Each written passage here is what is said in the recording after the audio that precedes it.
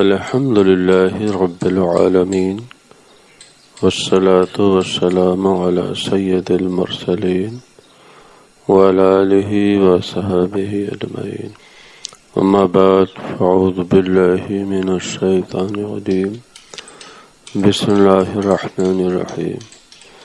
إن السمع والبصر والفؤاد كل أولئك كان عنه مسؤولا. صدق الله العظيم. درود شریف. اللهم صل على سيدنا مولانا محمد وعلى آل سيدنا مولانا محمد.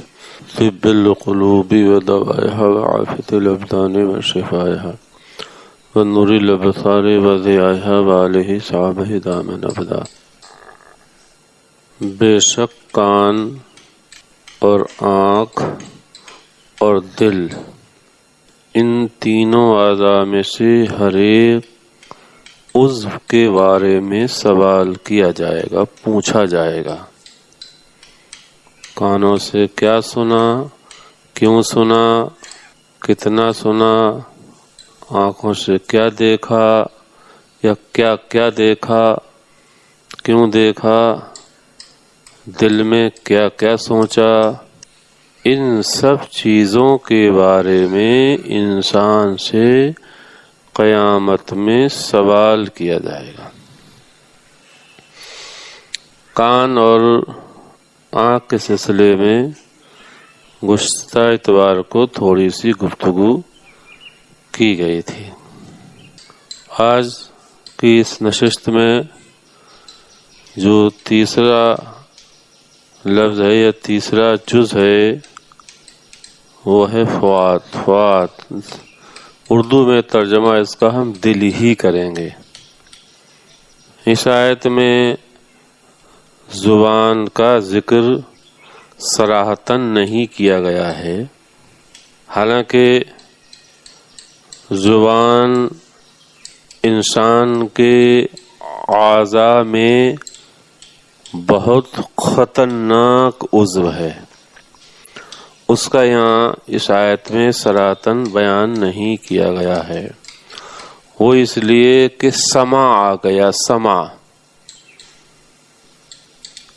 جس چیز کا سننا برا ہے اس کا بولنا بھی. سارے مسموعات وہ اشیاء جن کو سنا جائے، اور تکلمات وہ چیزیں یا وہ باتیں جن کو بولا جائے. اس لیے یہاں پر اللہ تعالیٰ نے زبان کا ذکر نہیں آیت میں فرمایا. جن چیزوں کا، جن باتوں کا سننا معیوب ہے ان کا بولنا، تذکرہ بھی معیوب اور برا ہے. تو اب اس آیت سے اتنا تو سامنے کھل کے آ ہی گیا ہے کہ بندے سے مواخذہ، محاسبہ کیا جائے گا. اس سے حساب آنکھ کے بارے میں بھی ہوگا اور کان کے بارے میں بھی ہوگا. اور ان العبد مؤاخذ بعزمہ علی المعصیہ. اب انسان بری باتوں، برے کاموں کا عزم و ارادہ اگر کرے گا تو اس سے اس بات کا بھی مواخذہ اور محاسبہ کیا جائے گا. یہاں پر صوفیہ کرام 5 قسمیں انسان کے دل میں جو خیالات اور تصورات یا حدیث نفس یا ہم، بہت سے اس کے نام ہیں عربی میں، وہ باریکی میں ہم نہیں جائیں گے. بہرحال عزم جس کو بولتے، عزم، مضبوط ارادہ، اس کا تو مواخذہ اللہ پاک دوسری جگہ فرماتا ہے وَلَكِنْ يُؤَاخِذُكُمْ بِمَا كَسَبَتْ قُلُوبُكُمْ. کسبہ ایک سبق بناتے ہیں کمانا، تو یہاں پر اللہ نے فرمایا ہے بِمَا كَسَبَتْ قُلُوبُكُمْ. جن چیزوں کا، جن باتوں کا، جن برے کاموں کا تمہارے دل ارادہ کر لیں گے، مضبوط ارادہ کر لیں گے، اس کا بھی تم سے مواخذہ کیا جائے گا. اب یہ دو چیزیں یہاں پر ہیں. ایک وہ چیزیں جو انسان کے اختیار میں ہیں. بہت سی ایسی چیزیں انسان کے دل میں آتی ہیں گزرتی ہیں جو انسان کے اختیار میں ہی نہیں ہے. تو جو انسان کے اختیار میں نہیں ہے ان کو تو اٹھا لیا گیا ہے, ان کا محاسبہ نہیں ہوگا, ان کا مواخذہ نہیں ہوگا. بما يدخل تحت الاختیار من خبائث اعمال القلب. ہر ایک اعمال جوارح, ہاتھ کا کام, آنکھ کا کام, زبان کا کام, پیر کا کام, پیٹ کا کام, شرمگاہ کا کام, یہ اعمال جوارح کہلاتے ہیں, ظاہری اعضاء کے اعمال. اور ایک ہے اعمال قلب, جسے نحوی اور صرفی کہتے ہیں افعال قلوب, دل کے کام. تو جو انسان کے اختیار میں ہیں وہ قلبی اعمال جو انسان کے اختیار میں ہیں, انہی اعمال سے مراد اعمال خبیثہ, اعمال قبیحہ, اعمال مکروہہ, برے اعمال, جیسے ریاکاری, عجب, اپنی ہی ہر چیز کو اچھا جاننا, بڑا سمجھنا, اپنے علم کو سب سے اعلیٰ جاننا کہ اس مجلس میں سب سے بڑا علم والا تو میں ہی ہوں, اپنی نماز کو سب سے اعلیٰ نماز سمجھنا, ہم جو بھی تھوڑا بہت صدقہ خیرات کر رہے ہیں اس کو سب سے اعلیٰ سمجھنا. تو عجب, ریا, حسد, تکبر, شقاق, نفاق, لوگوں میں پھوٹ ڈالنا, شقاق, لوگوں کے دل پھاڑ دینا, لوگوں کے دل پھاڑنے کے سلسلے میں اسکیم بنانا, لوگوں میں کیسے پھوٹن ہو, دو بھائی کیسے جدا ہو جائیں, آپس میں رہ رہے قبیلے خاندان کے لوگ چین سے ان میں کیسے بگاڑ پیدا کرائیں. طول عمل, لمبی امیدیں, بہت لمبی, یہ بھی ہو جائے, یہ بھی مل جائے, سب یہاں تک پہنچ جاؤں, پہلے اولاد کے لیے, پھر اولاد کی اولاد کے لیے, لمبی لمبی امیدیں. اور اعمال قلب میں سب سے بدتر عمل اور سب سے خطرناک عمل اعمال قلب میں وہ ہے حب دنیا. کما قال رسول اللہ صلی اللہ علیہ وسلم, حب الدنیا راس کل خطیۃ. تمام خطاؤں, تمام گناہوں کی جڑ دنیا کی محبت ہے. یہ سب قلب کے اعمال خبیثہ ہیں, برے اعمال ہیں. ان سب کے بارے میں انسان سے پوچھا جائے گا. تکبر تم نے کیا کیوں تھا؟ عجب اور تکبر میں فرق ہے. عجب میں ایک کمی ہے اور تکبر میں دو کمیاں ہیں.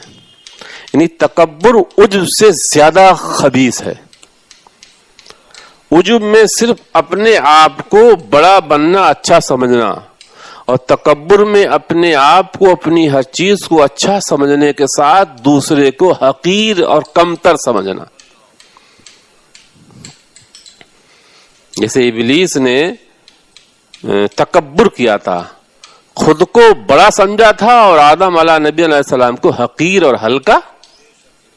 تو عجبا نفسہ نہیں اللہ پاک نے فرمایا, واستکبرا فرمایا قرآن میں.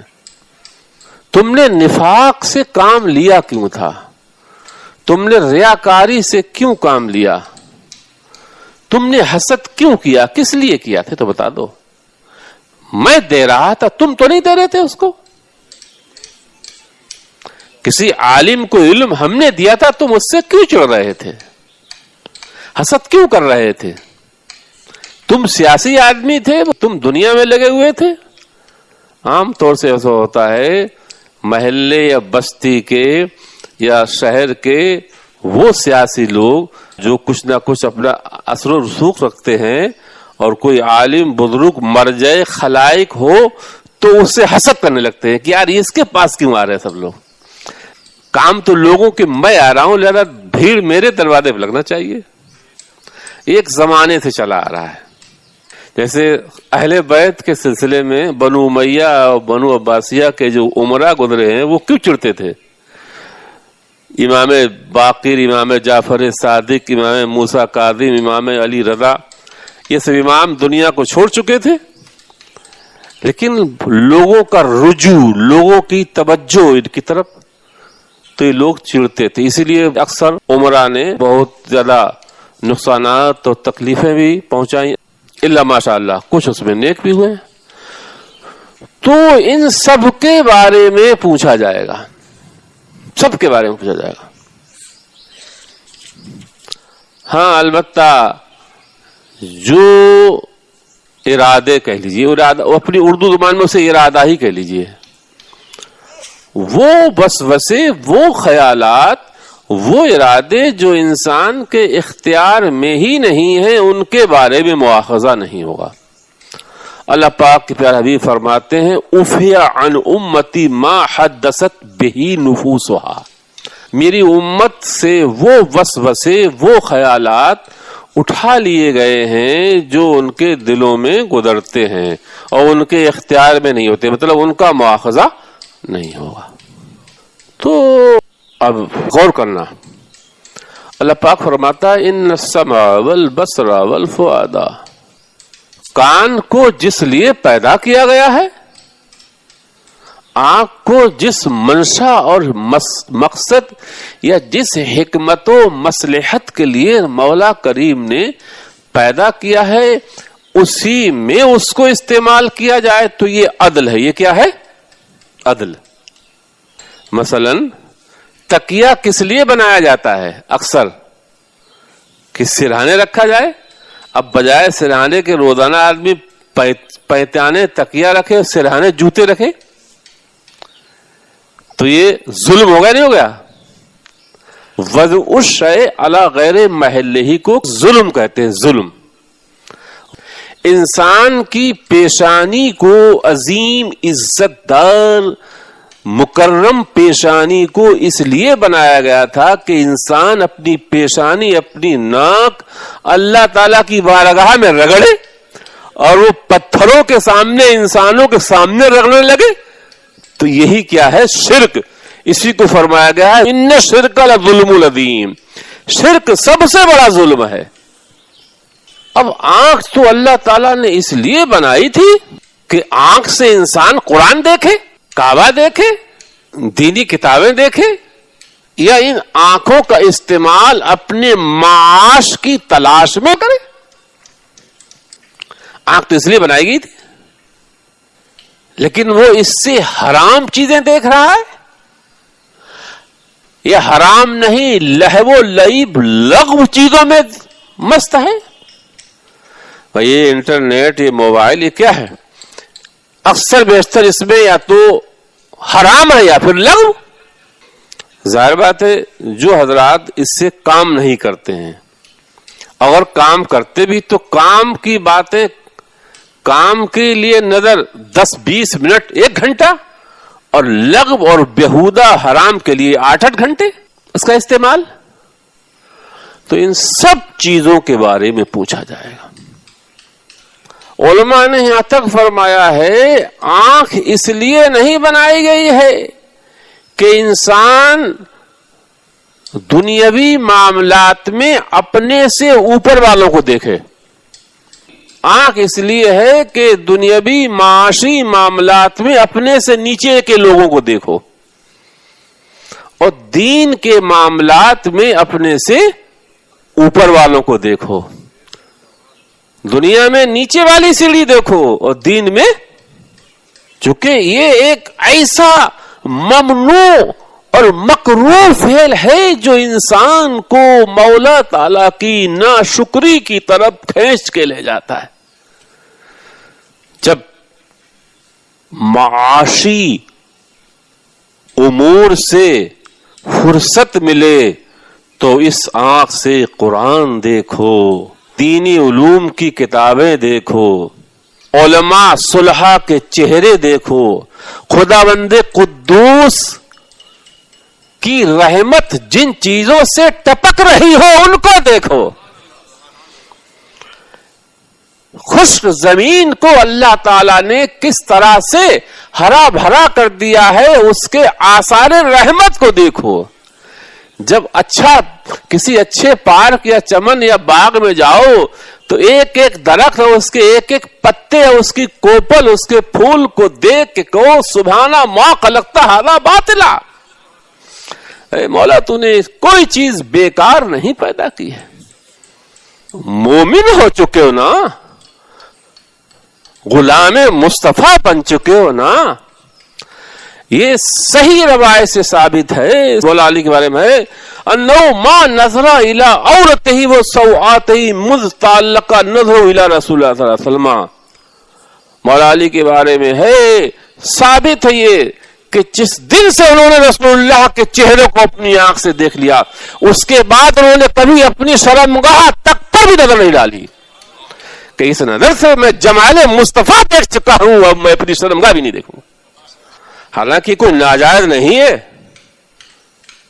جیسے بھی آپ ایک شعر پڑھ رہے تھے کہ بے وضو درود شریف انسان پڑھ سکتا ہے، لیکن ادب اور طریقت یہی کہ باوضو پڑھے۔ اصل بات یہ ہے جتنے بڑے کا نام اتنی عظمتوں کے ساتھ، نام کس کا لے رہے ہیں؟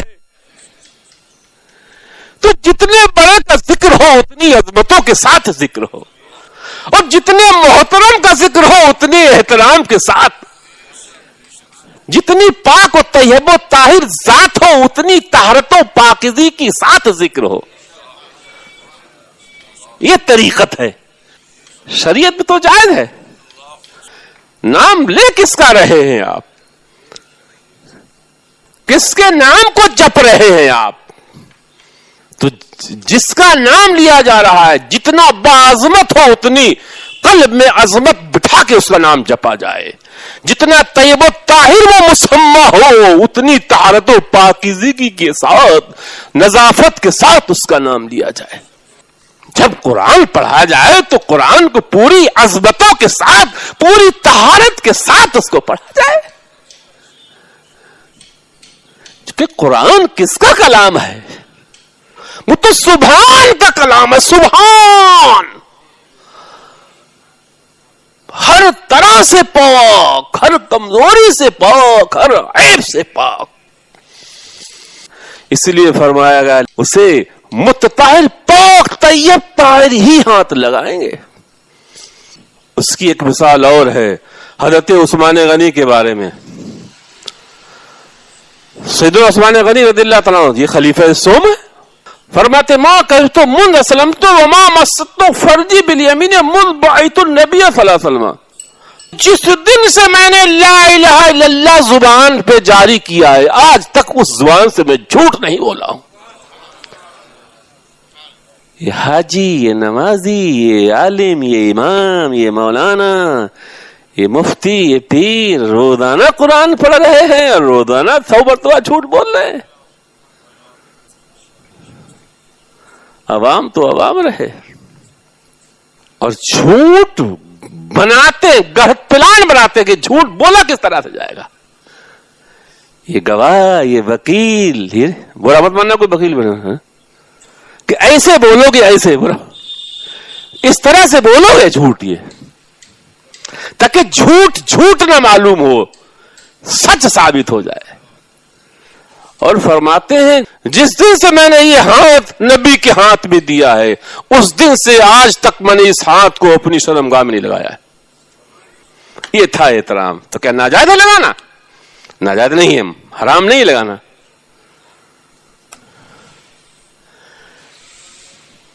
پیاز کھانا، لہسن کھانا حرام نہیں ہے۔ فرماتے ہیں جس دن سے میں نے قرآن پڑھنا شروع کیا ہے مکروہ ناپسندیدہ بو دینے والی چیزیں ہم نے کھائی نہیں ہیں۔ ایسے ہی کان لغو سن رہے ہیں، کان لغو وہ باتیں حرام نہیں ہیں.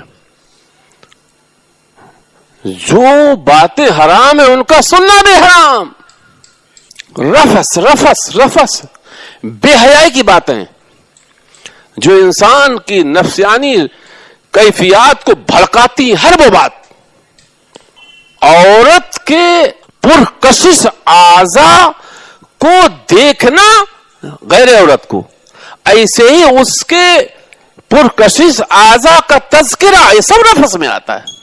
بہتان، القصد، تہمت لگانا یا تہمت سننا. والملاہی، غور کرنا، مجھے نشری ہم نے قوالی کی ذکر کی. ملاہی کہتے ہیں ہر وہ چیز جو انسان کو غافل کرے. ملاہی ہر وہ آواز، چاہے وہ مرد کی آواز ہو یا عورت کی آواز ہو یا طبلے کی یا سرنگی کی یا ہارمونیم کی، کسی کی آواز ہو. ملاہی. والفواحش، ان سب کے بارے میں انسان سے مواخذہ کیا جائے گا. ہاں سننا ہے تو قرآن سنو، واضح و بیان سنو، تاریخ کی باتیں سنو. تاریخ، ہسٹری تھوڑی سنیے. علوم و حکم، معارف کی باتیں سنو.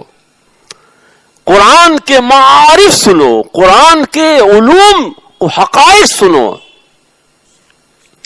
مواعظ حسنہ سنو، نصیحت سنو، امر بالمعروف سنو، قول حق سنو، حق بات سنو. ان کانوں سے گزر گاہے قرآن پندست گوش. بزرگ فرمایا ہے یہ گوش، فارسی میں گوش کان کو کہتے ہیں. کان اللہ پاک نے اس لیے بنائے ہیں کہ اس سے قرآن گزر کے دل میں جائے، پند و نصیحت گزر کے دل میں جائے، اس لیے بنائے گئے. بہتان و باطل شنیدن مکوش، ان عظیم اچھے عمدہ کانوں سے باطل مت سنو، بہتان مت سنو، غیبت مت سنو، ملاحی، گانے، طبلے، سارنگی کی آوازیں مت سنو. ایسی فوات دل نے حسد قبول کر لیا، حقد کینہ قبول کر لیا، عداوت قبول کر لی، حب دنیا قبول کر لی. یہ ظلم ہے، ظلم. ان رذائل سے دل کو بچانا، صاف کرنا. وَالتَّحَلِّيَةُ بِأَزْدَادِهَا، اور ان کے خلاف خیر خواہی دل میں لانا، اخلاص دل میں لانا، تواضع دل میں لانا، ترک دنیا کا جذبہ پیدا کرنا، امیدیں کم کر دینا، وقار، تمانت، سنجیدگی، حلم لانا. غرض کے اخلاق اللہ سے اپنے قلب کو سجا لینا. حدیث میں آیا تخلقوا باخلاق اللہ، اللہ تعالی کے اخلاق یعنی اس کے صفات کریمہ عظیمہ شریفہ سے اپنے آپ کو یعنی اپنے قلب کو سجاؤ. دل، آنکھ، کان، زبان، پیٹ، ان سب کے بارے میں امام غزالی نے گفتگو کی ہے. صحیح بات یہ کہ ان کی کتابوں کے پڑھنے کے ہم بھی اہل نہیں ہیں. میں دوسرے کی کیا بات کروں، چونکہ وہ طہارت، وہ پاکیزگی اپنے باطن میں ہم خود نہیں پاتے ہیں تو میں دوسرے کے بارے میں کیا سوچوں.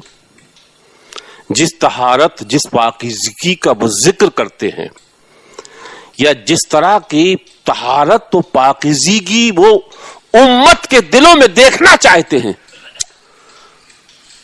تو میں جب ان کی بیان کردہ باتوں کی ترازو میں اپنے دل کو تولتا ہوں تو میں بالکل کھڑا نہیں اتر رہا ہوں. لیکن میں چونکہ قرآن کریم کا درس دے رہا ہوں، قرآن کریم کا مطلب بیان کر رہا ہوں، اس لیے بیان کر رہا ہوں کہ خیانت نہ ہو جائے کہ تو نے میرے کلام کا صحیح مطلب نہیں بیان کیا تھا. چھپا کیوں گیا تھا؟ تو نے وہ باتیں چھپائی کیوں تھیں جو میرے کلام میں معارف پوشیدہ تھے؟ وہ تو نے چھپائے کیوں تھے جب تیری نالج میں آ گئے تھے؟ تیرے علم میں آ گئے تمہیں چھپائے کیوں تھے؟ ہمارے دلوں میں جو امام غزالی غوث اعظم طہارت و پاکیزگی دیکھنا چاہتے ہیں، وہ اس امت کے افراد میں جو خوبیاں جو کمالات دیکھنا چاہتے ہیں وہی بیان کر رہے ہیں۔ اللہ تعالیٰ نے ان کو سراپا، ان اخلاق کا سراپا بنایا تھا۔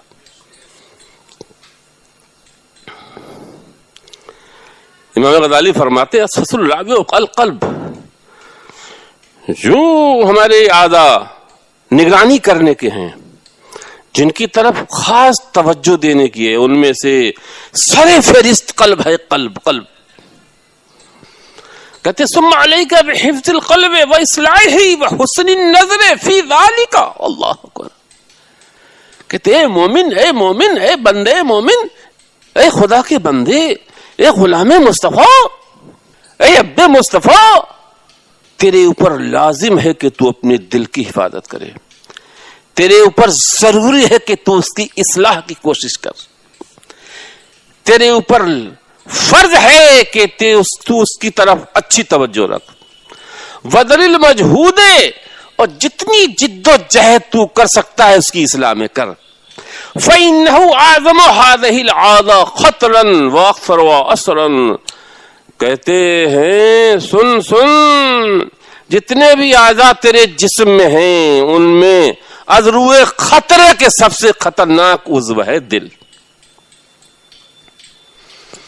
سب سے بڑا خطرہ، اتنا خطرہ آنکھ کا بھی نہیں اتنا بڑا، کان کا بھی اتنا بڑا خطرہ نہیں ہے، کان بھی اتنا خطرناک نہیں ہے، زبان بھی اتنی خطرناک نہیں ہے، اور ہاتھ پیر پیٹ پیٹ شرمگاہ بھی اتنے خطرناک نہیں جتنا خطرناک قلب ہے۔ قلب وہ وہ آدم اثرن، اور اس کا اثر بہت خطرناک ہے۔ کان کا اثر ایک حد تک، آنکھ کا اثر ایک حد تک، ہاتھ کا اثر ایک حد تک، پیٹ کا اثر ایک حد تک، شرمگاہ کا اثر ایک وقت تک، لیکن قلب جب متاثر ہوتا ہے تو اس کا اثر بہت خطرناک ہے۔ اور سب سے بڑا معاملہ یہ کہ امرھا ادق، اس کا معاملہ باریک بہت ہے، اس کو سمجھنا بہت مشکل کام، اور اس سے خطرناک اس کی اصلاح تمام اعضاء میں سب سے زیادہ مشقت طلب ہے۔ وہی آنکھ کی اصلاح نہیں دیکھنا تھا، میچ لیں گے تو پلکیں بنائیں، نہیں میچ لیں گے، آپ آنے نہیں سنے تو کیا کرو گے؟ آپ روئی ٹھوس لیں گے کانوں میں، منہ میں پتھر رکھ لیں گے۔ ابو بکر صدیق کے بارے میں آیا ہے وہ منہ میں پتھر رکھ لیتے تھے، لیکن دل کے بارے میں کیا کرو گے؟ کیا پلکیں ہیں میچ کے بند کر لو گے؟ کیا اس کے پاس ہوٹ ہے جو سے؟ چلو اندھیرے میں ہم کچھ نہیں دیکھیں گے، تہ خانے میں چلیں گے آوازیں نہیں آئیں گی۔ یہ دل تو تہ خانے میں بھی سوچے گا، اندھیرے میں بھی سوچے گا، مجلس میں بھی سوچے گا، مارکیٹ میں بھی سوچے گا، مسجد میں بھی سوچتا ہے، یہ تو کعبے میں بھی سوچتا ہے، یہ تو روزے پر بھی سوچتا ہے۔ البتہ جب ہاں ایک مجلس ایسی ہوتی ہے، اگر صاحب دل کے پاس پہنچ جائے، جس کا دلوں پہ قبضہ کنٹرول ہے، تو وہ کنٹرول میں کر لیتے ہیں۔ اب وہ ملے کہاں ہمیں؟ وہ ہمیں کہاں ملے جو ہمارے دلوں پہ قبضہ کنٹرول کر لے؟ وہ صاحب دل ہمیں کہاں ملے؟ ایک بات یاد آ گئی، اور سیوا کے بارے میں بات کرتے ہیں۔ میں نے مانا چلو کسی شیخ نے کامل نے سنا ہوگا، لیکن یہ آج کل سمجھے تو حرام ہے ہی، مطلب ہر طرح سے حرام ہے جو ہو رہا ہے۔ جو آلات و لہو لعب ملاہی سے پاک تھا سما، اس کے بارے میں اگر میں نے مانا تو وہ ایسے کامل عارف کی بارگاہ میں سما سنتے تھے کہ وہ شیخ سامعین کے دلوں پہ کنٹرول بھی لگتا تھا کہ ان کے دل بہک نہ پائیں۔ فرماتے ہیں جناب من دل، اللہ اکبر، جہاں دل کا معاملہ ہے، دل کا معاملہ کتنا خطرناک ہے سنو نا۔ ہمارا تمہارا مولا کریم کیا فرماتا؟ یعلم خائنۃ الاعین وما تخفی الصدور۔ ہم ہر وقت ہر لمحہ تہ خانے میں ہوں، مسجد میں ہوں، کعبے کے اندر ہوں، قرآن کے سامنے بیٹھے ہوں، بازار مارکیٹ میں نکلے ہوں، یعلمو، ہم جس کے بندے ہیں وہ ایسا علیم و خبیر ہے، وہ آنکھوں کی چھپی چھپی خیانتیں بھی جانتا ہے اور دلوں میں کیا گزر رہا ہے وہ سب چھپے راز بھی جانتا ہے. یعلم خائنۃ الاعین، جو چھپی چھپی آنکھوں سے تم خیانت کر رہے ہو وہ سب دیکھ رہا ہے، دلوں میں جو راز چھپے ہیں وہ سب دیکھ رہا ہے.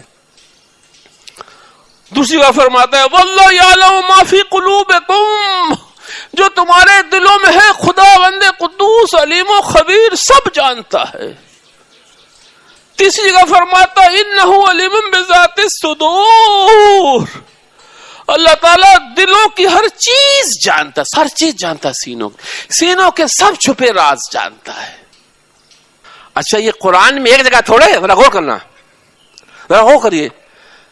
معاملہ یہ ہے کہ کررہ وذکرہ مرارا، اللہ تعالیٰ نے بار بار یہ تنبیہ کی ہے. یہ قرآن میں ایک جگہ نہیں ہے. واللہ علیم بما فی قلوبکم، یا اللہ علیم بذات الصدور، یہ قرآن میں ایک جگہ ہے. جب کوئی چیز بار بار ریپیٹ کی جا رہی ہے اس کا مطلب بہت معاملہ وہ بتانا چاہتا ہے، بار بار ذکر کر کے، بار بار ریپیٹ کر کے بتانا چاہتا ہے کہ علیم و خبیر کو اطلاع ہے، وہ ہر عام خاص بندے کی ہر چیز جانتا ہے. تنبیہ ہے، تحدید ہے سب کے لیے. چونکہ معاملہ کس کے ساتھ ہے؟ معاملہ کس کے ساتھ ہے؟ علام الغیوب کے ساتھ ہے. یہ دنیا کے ادکاری حاکم کا معاملہ نہیں ہے. کس کے ساتھ معاملہ ہے؟ علام الغیوب ہے، علیم ہے، خبیر ہے. تو دیکھ لو وہ کیا کیا نہیں جانتا ہے، تمہارے دل کی ہر چیز جانتا ہے. دوسرے فرماتے ہیں، تو اللہ پاک کے قرآن کلام کا فرماتے ہیں، اور اللہ پاک کے حبیب فرماتے ہیں ان اللہ لا ينظر الى صورکم واجسادکم وابشارکم انما ينظر الى قلوبکم واعمالکم. یہ حدیث کو میں نے بار بار اپنی نشستوں میں ذکر کیا ہے. یہ امام غزالی جو ہے وہ تھوڑا اور الفاظ بڑھا دیے، 2 لفظ بڑھا کے لا رہے ہیں، مطلب یہ دوسری روایت سے لائے ہیں. اللہ پاک کے حبیب فرماتے ہیں کہ اللہ تعالیٰ تمہاری صورتوں چمڑے کو نہیں دیکھتا ہے، تمہارے جسموں کو نہیں دیکھتا ہے، ابشارکم تمہاری جلد اور چمڑے کو نہیں دیکھتا ہے، وہ تو تمہارے دلوں کو دیکھتا ہے، تمہارے اعمال میں اخلاص کتنا ہے اس کو دیکھتا ہے. تو فالقلب اذن موضوع نظر رب العالمین، ارے قلب تو نظر گاہ کبریا ہے. فَيَا عَجَبًا مِّمَّن يَهْتَمُّ بِوَجْهِ الَّذِي هُوَ مَوْضُوعُ نَظْرِ الْخَلْقِ، افسوس افسوس اس نادان پر کہ وہ اس چہرے کو بنانے سنوارنے میں لگا ہوا ہے جسے صرف مخلوق دیکھتی ہے. بیوٹی پارلر جا رہا ہے کسے سنوارنے کے لیے؟ صبح کو 11 مرتبہ آئینہ دیکھتا ہے، سب سے قیمتی صابن استعمال کر رہا ہے چہرے کے لیے. فَيَا عَجَبًا یا عجبا، افسوس افسوس اس نادان پر کہ وہ اپنے اس چہرے کا اہتمام کر رہا ہے جسے صرف انسان دیکھتے ہیں، تو اسے طرح طرح کے صابنوں سے دھل رہا ہے، ہر طرح کے کیچڑ اور غلاظت اور گندگیوں سے، ریت سے، دھول اور غبار سے اور ہر چیز سے اسے صاف کر رہا ہے. وَيُزَيِّنُهُ بِمَا أَمْكَنَهُ، جہاں تک اس کا بس چلتا ہے اسے حسین اور خوبصورت اور مزین بنانا چاہتا ہے تاکہ کوئی انسان اس کے چہرے کا ذرا سا عیب نہ دیکھ سکے، اور ذرہ برابر اسے خیال نہیں ہے، احساس نہیں ہے اپنے اس قلب کے اہتمام کا، اس قلب کی پاکیزگی کا، اس قلب کی طہارت کا جو نظر گاہ کبریا ہے، جہاں خدا بند قدوس کے جلوے اترتے ہیں، جو علوم و معارف کی جگہ ہے، جو محبت الہیہ کی جگہ ہے، جو حب رسول کی جگہ ہے. اسے چاہیے تو یہ تھا کہ دل کی طہارت کی فکر کرتا، دل کی نظافت کی فکر کرتا، تاکہ رب العالمین اس کے دل میں کوئی عیب نہ دیکھتا، نفاق نہ دیکھتا، شقاق نہ ہوتا، حسد نہ ہوتا، تکبر نہ ہوتا، کینہ نہ ہوتا، حب دنیا کی گندگی نہ ہوتی، طلب شہرت کا عیب نہ ہوتا، طلب دولت کا عیب نہ ہوتا. ان عیوب و نقائص سے کبھی قلب کو پاک کرنے کی کوشش کی ہے تو نے نادان؟ لباس کو خوب سجایا ہے، گھر کو خوب سجایا ہے، پردوں سے سجایا ہے، ٹائل سے سجایا ہے، پتھروں سے سجایا ہے، طرح طرح کے بیل بوٹوں سے سجایا ہے، اور دل کو ایسے ہی بیکار چھوڑ دیا ہے۔